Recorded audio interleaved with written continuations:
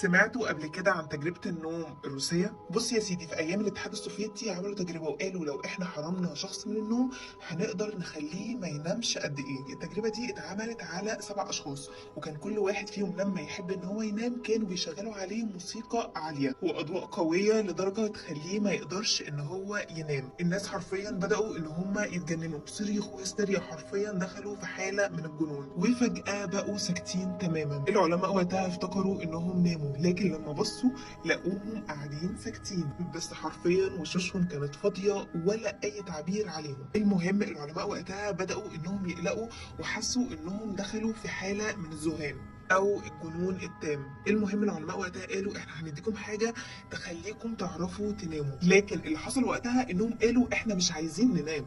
قالوا انهم بقوا يسمعوا اصوات وفي كيانات غريبه بقت تتواصل معاهم، ولو نمنا دلوقتي احنا كده ممكن اننا نفقدهم. الفكره بقى ان في دكتور حب ان هو يوقف التجربه ودخل عليهم، واللي حصل ان هم ضربوه لحد ما مات، وكان كل اللي بيقولوه احنا لو نمنا هنموت. وبالفعل واحد منهم لما نام مات، وكان اخر كلمه بيقولها انا كنت قريب قوي من الحريه.